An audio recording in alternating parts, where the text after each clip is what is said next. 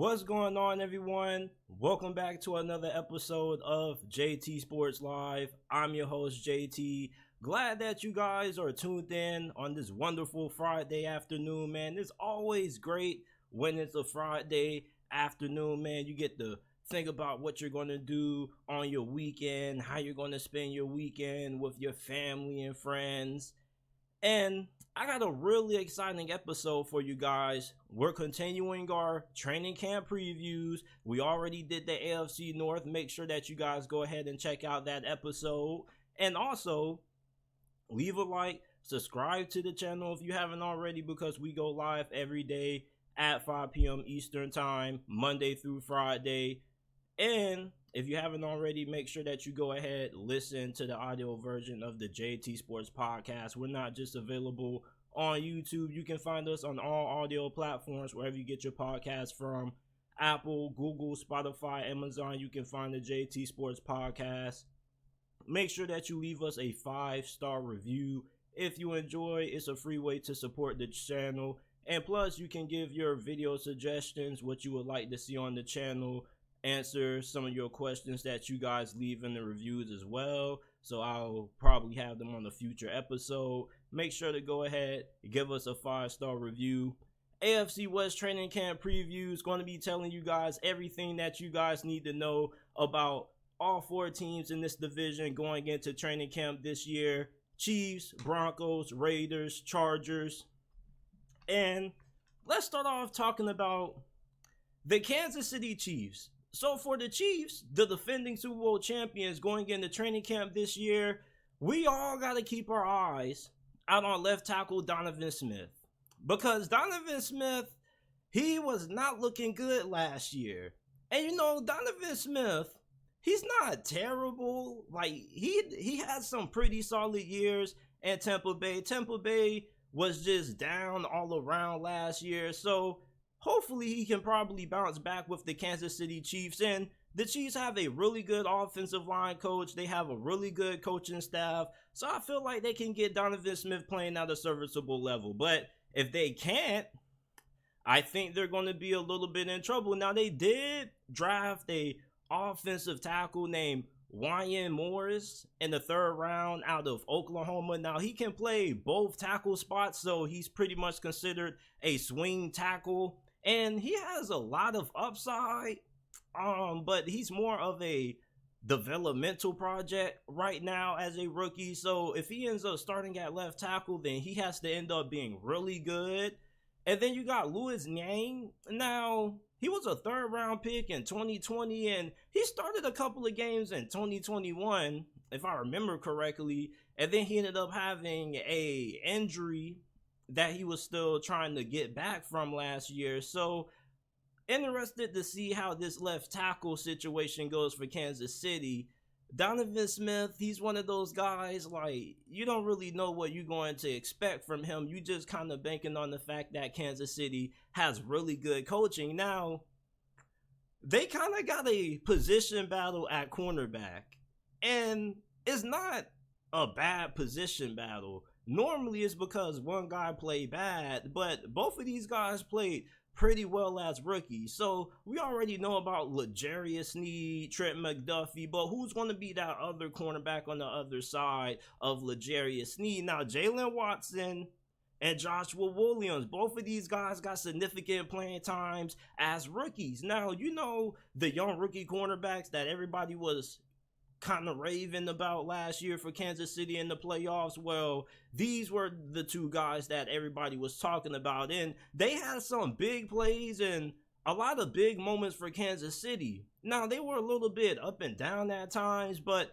they were still pretty solid to be rookie cornerbacks. So those 2 guys are going to be slugging it out to see who's going to have the right to be that 3rd cornerback on this roster behind McDuffie and Sneed. So you need to keep your eyes on that one. That's going to be a really good one. Now, Jalen Watson got more playing time, but it's not like Joshua Williams wasn't getting significant playing time as well. So they was getting rotated in and out at times, but you need to look out for that position battle for Kansas City. And then what is the wide receiver position going to look like for the Chiefs this year? Okay, now you lost Juju Smith-Schuster, which people like to try to downplay Juju Smith-Schuster like he's a bum, like he's not good. But you got to remember, didn't he lead Kansas City in receiving yards and their Super Bowl win over the Eagles this past year?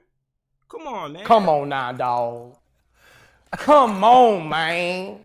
Give the man Juju Smith-Schuster some props. So you lose Juju Smith-Schuster, now you need somebody else to really take over. And one thing about Juju Smith-Schuster, he may not have been the best, but he was really consistent. He was pretty dependable. Now you do have MVS coming back, and MVS was pretty good last season. He kind of exceeded my expectations. So you know what you have at him. But who else is going to step up behind him? Who's going to be your true wide receiver one? Is it going to be Kadarius Toney? Kadarius Toney probably is the most talented receiver that they have on their team. This dude set the New York Giants rookie record in receiving yards in the game. When he's healthy and he's on the field, he's a monster. And he was trying to learn the offense, but Kansas City was still finding ways to get him involved. He had a big return in the Super Bowl this past year. And he's somebody that if you can give him the ball out in space, like, it's not going to be too many people that really are going to be able to tackle this man in the open field, because this dude is the human definition of a human joystick, or yeah, what they would call a human joystick, man, because this dude is really sticky. This man has incredible footwork. He has quick feet. He's really agile. He's just really slippery too. And also he's a little bit tough too, despite his size. So Kadarius Toney, you give him the ball in the open field, he's going to be a nightmare for opposing secondaries. And the thing with him is, can he just stay healthy, and, you know, can he make good decisions and not get himself in trouble off the field? So Kadarius Toney is definitely a receiver that a lot of people have brought up a lot when it comes to people who could have a breakout season. But, you know, we know about Sky Moore. You got rookie Rashee Rice, who I don't really know about, but the guy who I think people are kind of sleeping on, and I'm hoping that he ends up panning out, is Justin Ross. Now, a lot of people was hyping up Justin Ross because, you know, he went undrafted last year, and the fact that this was somebody who was a projected first-round talent, and then he had that spinal injury that he had to miss a year for Clemson, and then he came back, and he was held back by the fact that, you know, Clemson didn't really have a good offense or great quarterback play, and then he goes undrafted because people have concerns with his medicals. And then, you know, like, when he gets to Kansas City, he ends up signing a pretty lucrative deal to be an undrafted free agent. And then he ends up making some really big plays during OTAs and mini camps. Like, there were several videos I remember of Kansas City posting during their mini camp sessions of Justin Ross making a lot of great plays. So it's interesting to see what Justin Ross is going to be this year, if he's even going to end up making the roster. Because if he doesn't end the roster, if he doesn't end up making the roster, it's going to be really tough, man. Like, I can't really see him not making the roster unless, you know, he was just a little bit overhyped, or maybe the fact that he's coming off another injury. Maybe he's just going to be one of those players that just struggles to stay healthy. But it's like, you know, the talent most definitely is there. He was making plays last year. And then, you know, they already bring in Richie James, which Richie James, I thought he was pretty solid for the New York Giants at times. He did come through for them boys in a couple of big moments. So I think the receiving core has a lot of talent. It's just, you know, like,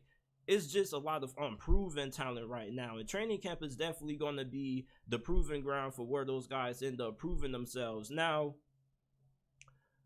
players that I'm going to be watching outside of the receivers that I mentioned, I got to look at Clyde Edwards-Helaire, man. Clyde Edwards-Helaire, man, it's not looking good for him right now.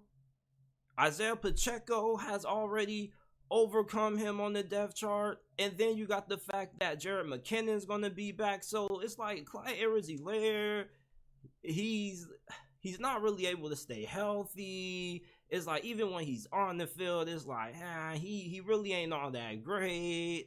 And it's like, I don't know, maybe if he doesn't do good during training camp this year, maybe he could end up getting released. But I don't really know, because it's like, he needs to show something. And it's like he's going to have a lot of opportunities to prove himself during the preseason, because I don't really think that Isaiah Pacheco and Jared McKinnon are going to get as many carries. And honestly, like, I feel like they could probably put him in a situation where he gets a bulk load of work in the preseason, bro, because he has to prove himself.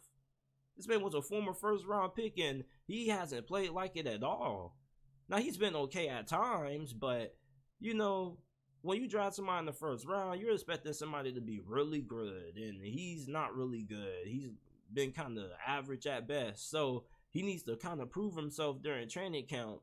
And that's about it for the Kansas City Chiefs, man. So let me know what you guys are going to be looking at for the Kansas City Chiefs throughout training camp. What are going to be some positions that you're looking at, some key players that you're going to be looking at that I might not have touched on during this. The LA Chargers, man, this team has some huge expectations going into the 2023 NFL season, man. And when you look at the fact that they drafted Quentin Johnston in the first round, and you got Kellen Moore as your offensive coordinator, that lets you know everything that you need to know about what this offense is going to be this year. Justin Herbert isn't going to be throwing checkdowns anymore in a conservative offense. Kellen Moore is going to let him throw that thing downfield. And you got Quentin Johnston, who, according to some reports, has already beat out Joshua Palmer for the wide receiver 3 spot. So throughout training camp, we're probably going to see if the hype is real, because you already know how it be with all these rookies. Like, I don't really be seeing too many negative articles about these rookies on social media. Like, everybody's looking like a future Hall of Famer according to the reports we be seeing about these rookies throughout minicamp. But training camp is really where we're going to start to see what receivers are going to start getting weaved out. Because, you know, when them pads get put on, that's where, you know, the real football is played. That's where you get to see who the real football players is. So we're going to be seeing about Quentin Johnston, how he is able to keep up this hype and attention throughout training camp, and then see if he can make some plays in the preseason. Now, I do like Quentin Johnston a lot, but, you know, at the same time, I still want to see, you know, if he's going to be the hype, and if he's going to be worth up to that first round billing that the Chargers drafted. So next up at running back, you got Austin Eckler. But it's like, who else is going to be running back 2 behind him? So we're going to have to see how that's going to turn out.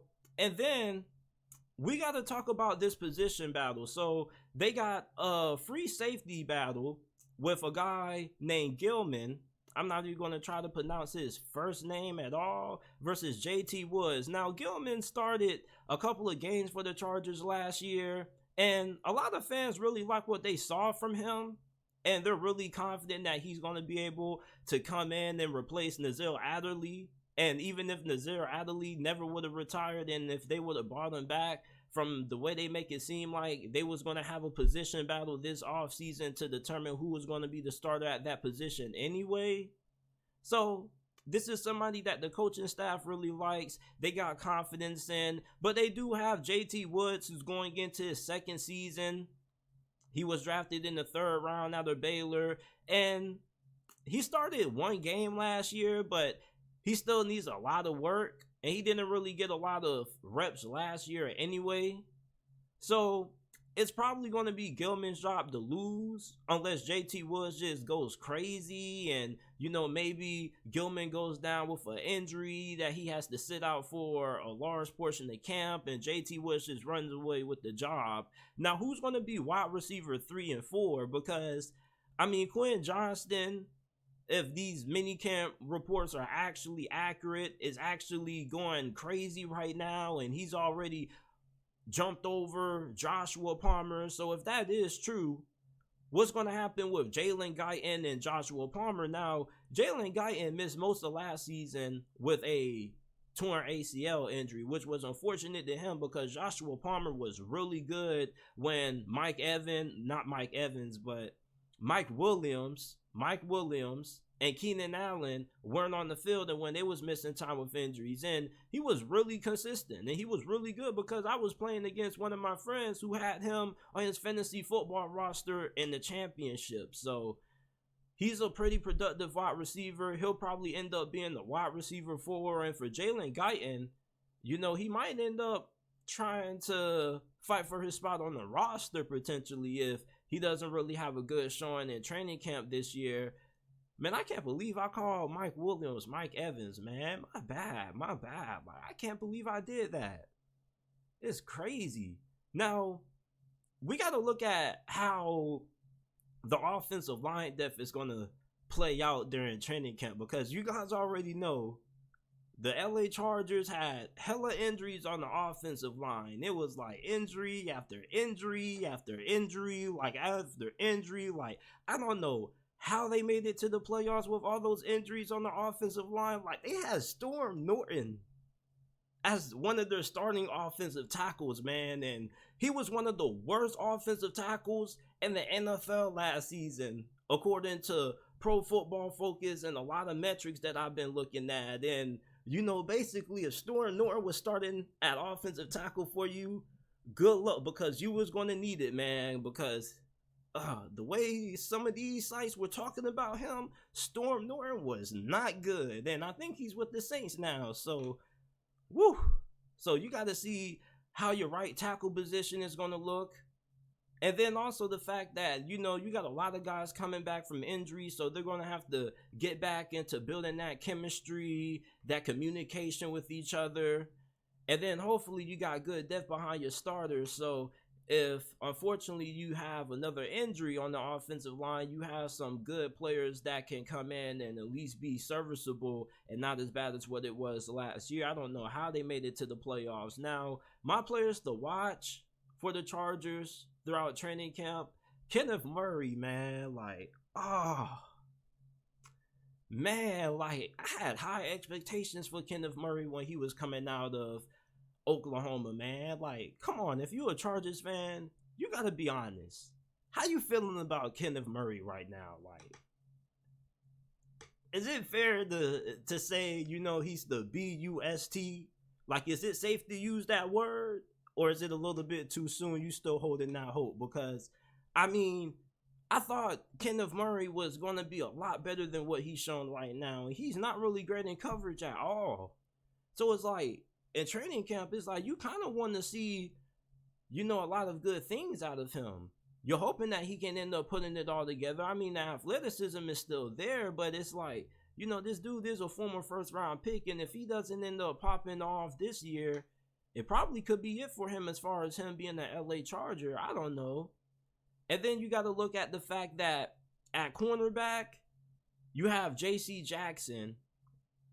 Depending on how he goes with his health and whatnot, hopefully we get to see what he can do in training camp. Because before he went down with that injury, oh my God, things were not looking good for him. It was looking like the LA Chargers got a really big whiff at free agency with him. So hopefully he can get back healthy and we can see him in training camp a little bit and we can see what he can do. Because, I mean, I don't know how you just fall off like that unless, you know, you was really getting hidden by the system.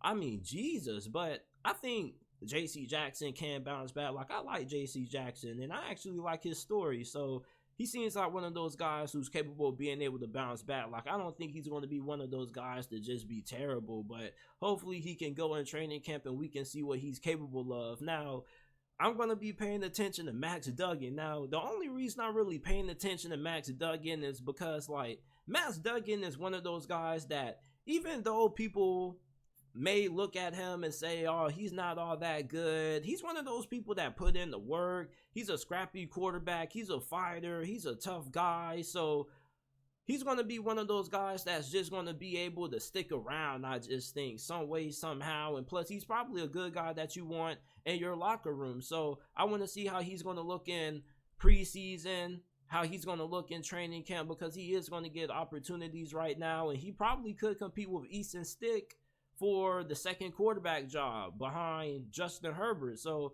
I really like Max Duggan. This dude started out last year around this time as the backup, and then the starter ended up getting hurt, and then he ended up putting up a Heisman season, and he wasn't bad. I mean, he does have some really good mobility, and like I said, he's one of those guys that puts in a lot of work.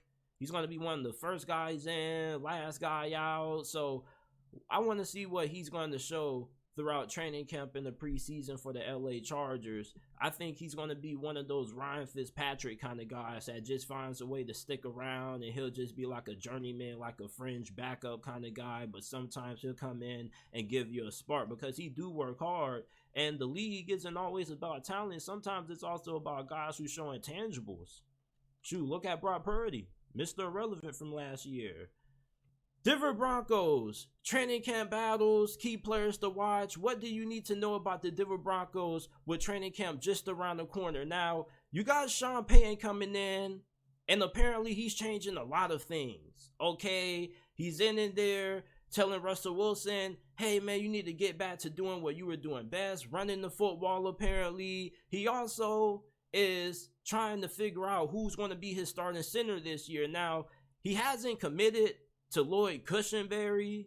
Now, Lloyd Cushenberry probably is their best center on the roster, so I don't know, maybe he ends up seeing something in Alex Forsyth, who was a 7th-round draft pick by the Broncos out of Oregon, and he was pretty solid at Oregon.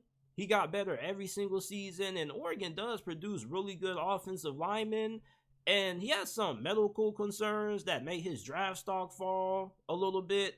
So he was somebody who was really solid for the Ducks last season. He gave up no sacks. He was one of the highest graded offensive linemen in the Pac-12 by Pro Football Focus. So maybe Sean Payton thinks like he could end up pushing Lloyd Cushenberry. They got a guy named Kyle Fuller who they signed in free agency. He was a backup center for Seattle, although he played some games. But Lloyd Cushenberry probably will end up winning the job. But maybe Alex Forsyth could surprise. Now, we got to figure out who's going to be their third defensive lineman behind Zach Allen and Mike Purcell. Now, Zach Allen was a fantastic pickup by the Denver Broncos in free agency. Like, I was trying to figure out where he got signed. I was trying to figure out, who picked him up, because nobody really reported on the news about Zach Allen. And he was one of the better interior defensive linemen in the NFC last year. And J.J. Watt had a really good season for Arizona, but a lot of people were sleeping on Zach Allen. So, Zach Allen, I think he's going to be really good. They are really high on DJ Jones, but you also got to look at a guy like Matt Henningsen. So he's going to be competing. You got Urzaki. Hopefully I pronounced that right. And both of these guys do things that mirror one another, but don't mirror one another. So it's like one's good against the run, but the other one isn't good against the run, but he's good against the pass. So those guys are going to have to become a little bit more consistent. They're going to have to try to find somebody who can do a little bit of both.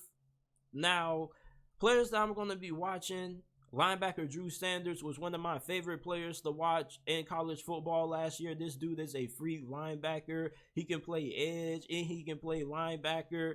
I think that he has elite athleticism. I mean, this guy is a machine, man. Like, you got to see Drew Sanders play. And you got to remember that this dude was somebody who they picked up from the transfer portal, man. So you watch his film, this dude was really hyperactive. He was one of those dudes that even if he wasn't in on the play, he was always in the proximity. So I really love Drew Sanders. I want to see what he does throughout training camp. I think he was one of the more slept on players coming out in the draft. And I haven't really been seeing a lot of people talking about Drew Sanders. Like, we all been seeing these hype videos about Anthony Richardson and CJ Stroud and all these other rookies, but nobody really talking about my guy, Drew Sanders. Now, what's up with KJ Hamler? Man, like, KJ Hamler got to show us something, man. He does. This man has so much hype coming out of that 2020 NFL draft. Everybody was saying that it was going to be a steal, myself included, and he hasn't really been all that great even when he has been able to stay healthy. And the Saints picked up Marquez Callaway. Now, Marquez Callaway and Sean Payton got some history. Now, I don't know what the hell happened to Marquez Callaway last year with the New Orleans Saints, but I guess they just forgot about him. I don't know how they forgot about him, because New Orleans in their final season when they had Sean Payton, Marquez Callaway was his best receiver. And you got to remember, in 2021, the Saints had arguably the worst receiving core in the NFL. And Marquez Callaway was their best receiver. So him in Denver is going to be really interesting. I think he's a really good fit in Sean Payton's scheme. And lastly, I'm going to be keeping my eyes on Rusell Wilson. Now, Rusell Wilson has lost some weight. He's changed some things around. And he's highly motivated this year. And I was listening to an episode of I Am Athlete with Brandon Marshall and Marshawn Lynch. And, you know, Marshawn Lynch is one of those guys that he's going to keep it real with you. He's going to let you know if somebody's trash or if somebody can actually play. And he's going to tell you a little bit of the truth about them without them making him out to look really bad. So when he was asked about Rusell Wilson, like, he was real. He said Rusell Wilson, he's a little bit personality-wise, he's not an awful person, because he said one thing about Rusell Wilson, and Marshawn Lynch did say these. You can look up the I Am Athlete podcast with Marshawn Lynch, and you can watch it for yourself. But he pretty much said that Rusell Wilson, he would pick him to be the starting quarterback for him if he was the one building the team, because he said Rusell Wilson, one thing about him that you always knew is that he was always going to be somebody who always was going to put in the work. He was going to be dedicated, and then he could play. So I expect him to be able to bounce back. If Marshawn Lynch feel like Rusell Wilson can still play, I feel like Rusell Wilson can still play. And I'm not basing my analysis solely based on Marshawn Lynch comments, but at the same time, you got to remember that Nathaniel Hackett was a bad head coach. And remember last season, I told y'all that Nathaniel Hackett wasn't going to work out. He wasn't somebody that was even a good offensive coordinator the years that he called plays. So you got Sean Payton. And Sean Payton is going to be able to rejuvenate Rusell Wilson. But at the same time, we can hope that, but we got to see it throughout training camp. Now, the Broncos should have a really good secondary. So their secondary matching up against this receiving core in training camp is going to be really interesting. Jerry Jeudy, I think this is the year with Rusell Wilson, if he ends up bouncing back, that Jerry Jeudy ends up going off.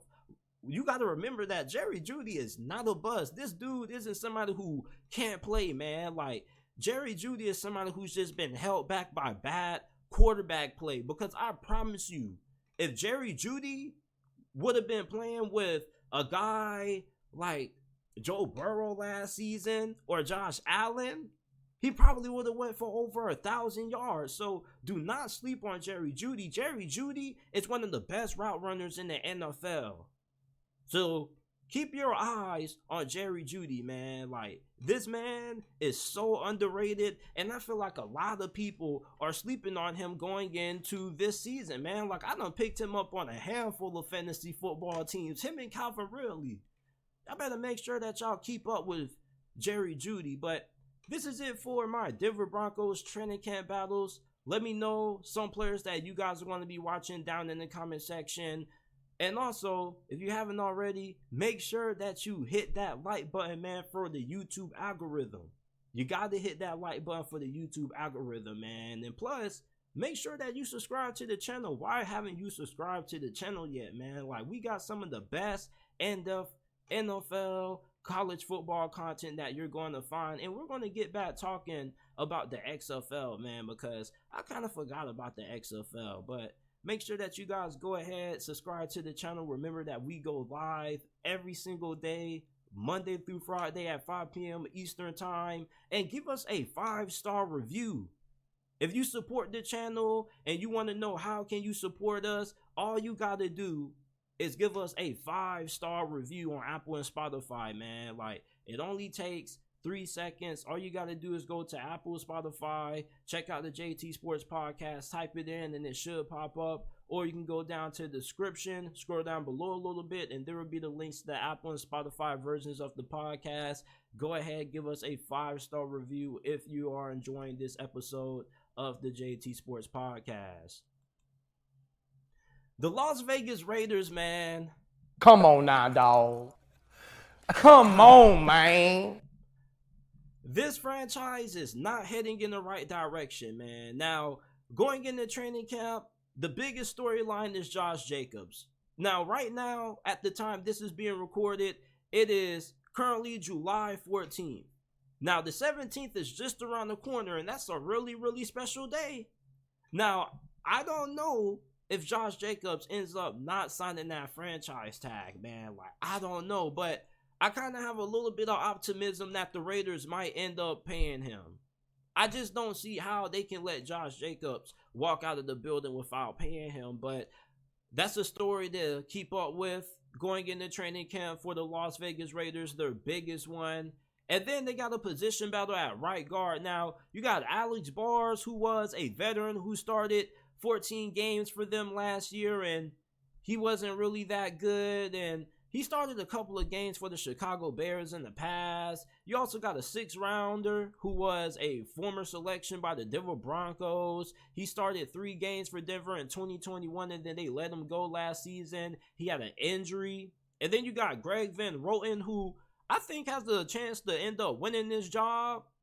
He probably would be the person who I would have the most confidence in starting this year, only because, like, he's played for, like, hella teams. He's played for the Packers, the Jets, the Bills, and he started a few games for the Bills last season, and he's still pretty solid, although, like, he's really up there in age a little bit, but I think he's probably a better option. Maybe you end up putting Alex Burns back there again. I don't know, but I kind of would go with Greg Van Roten. And then they also got an undrafted guy named Darren Wagner, who was an undrafted free agent out of Arkansas. Now, at cornerback, I want to see how this position is going to play out behind Nate Hobbs and Duke Shelley. Now, Duke Shelley, I think, was kind of an underrated free agency signing, so I think he's going to be one of these guys who should work out regardless of how this season goes for the Las Vegas Raiders. So if they come in with an entirely new coaching staff next year, I expect Duke Shelley to still be on the roster because he had a good year this year. And I love Nate Hobbs. Nate Hobbs is probably one of the best draft picks that the Las Vegas Raiders have made in the NFL drafts over the last couple of years, outside of Max Crosby and Josh Jacobs. Now, what are we going to be looking at outside of those guys? Now, they signed David Long. I don't really like David Long all that much, even though he did put up a couple of big moments for the LA Rams during their Super Bowl run when his jersey number was called on. But I don't really know if you could trust him to be one of your full-time starting cornerbacks on the outside. Now, Amik Robertson, I don't feel like he was that bad last year. I definitely feel like he's those guys who still is a work in progress, but I still think that he's a pretty okay option.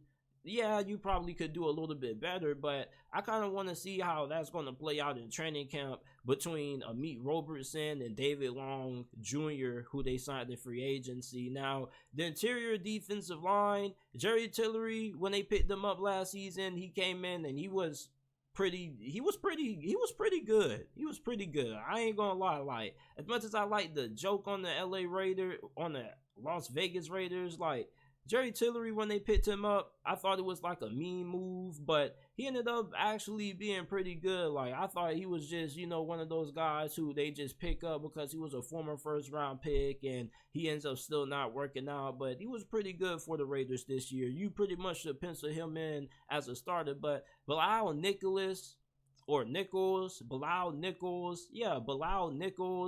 he was somebody who a lot of Raiders fans were hyping up a lot going in to training camp last year, and everybody was saying, man, like, Bilal Nichols, like, you got to watch out for him, and he didn't really do anything at all last season. Neil Farrell behind him. Now, I do like Byron Young. Now, Byron Young, like, he was going on for Tennessee. This dude is an athletic freak, and I really feel like he was somebody who was a little slept on. I kind of feel like he could have been a late first round, early second round guy, and they got him in the third. And I really feel like he's a guy who could really flash in training camp, especially with the fact that the Las Vegas Raiders offensive line really isn't all that good. And I really think he's somebody who I think has really good pass rush upside. So I want to see what Byron Young is going to do throughout training camp. I feel like some people are kind of sleeping on him. This dude is a really good athlete, and he was one of those players that when you watch Tennessee's defense, that really stood out. And their defense wasn't really all that great, but they had some really good moments when they started going off. And Byron Young had some really good games when this defense actually was playing at a really high level. So go and kind of look back at some Byron Young film, or even just check out some highlights. Just get a little quip to Byron Young and the upside that he kind of has. So I think he's somebody who could kind of end up showing out for the Las Vegas Raiders this year. Now, if this whole Josh Jacobs thing doesn't end up going right, and he ends up, not signing the franchise tag tender, or they don't end up giving him a new contract, then it's going to be really sad. Raiders Nation is going to be really hurt. And then they're going to have to figure out who's going to end up replacing him. Now, I like Zamir White. Now, I don't know how y'all feel about Zamir White, but when Zamir White was playing for Georgia, and I watch a lot of SEC football, he was a tank. And when the Las Vegas Raiders picked him up, the first thing that popped into my head was he's going to be Josh Jacobs' replacement. Even though, I don't think any of us foresaw, this season, playing out how it did, and Josh Jacobs leading the NFL in rushing. But you look at Zamir White, very powerful back, really athletic in my opinion. Zamir White, I feel like could kind of end up taking over this job, because who else do they have over him, really? I mean, Amir Abdullah? Yeah, Amir Abdullah. I don't really know how I feel about him. Brandon Bolden as your RB1 in 2023? I don't know. That seems a little crazy, doesn't it? Brandon Bolden? I don't know. I like Zamir White if Josh Jacobs doesn't play this year. So it's Amir Abdullah, Brandon Bolden. I don't know about that. I like Zamir White. Now, players to watch. Man, I ain't gonna hold you. I'm still hoping that OJ Howard can really get an opportunity to show what he can do as a starting tight end. Now, I know some of y'all may be like, JT, you still hoping on OJ Howard? Yes, I am. I'm hoping that OJ Howard can really get an opportunity, because people forget, it wasn't like OJ Howard couldn't play. OJ Howard just couldn't stay healthy. And y'all in the chat, let me know if I'm tripping, but OJ Howard, his first couple of years in the league, when he was healthy, he was really solid, really good. And he was one of the more athletically gifted tight ends in the league during that period. So I'm kind of interested to see what OJ Howard can do with the Las Vegas Raiders. Now, I know they do got Michael Mayer out of Notre Dame, and he's pretty good. And then they also have Austin Hooper.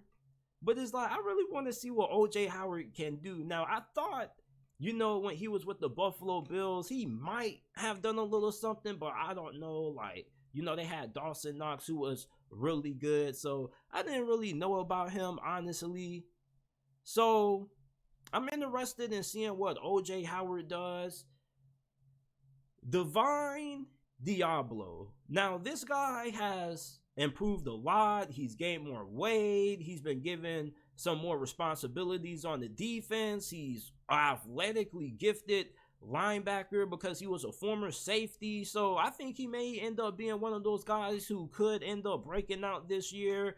Of course, we got to watch Tyree Wilson. He's somebody who has a lot of athleticism, but he wasn't the most polished, and he kind of was a risky pick for the Las Vegas Raiders. I don't know why I want to call y'all the LA Raiders, but he was a risky pick for y'all, so I don't really know if he's going to end up panning out, but we'll see.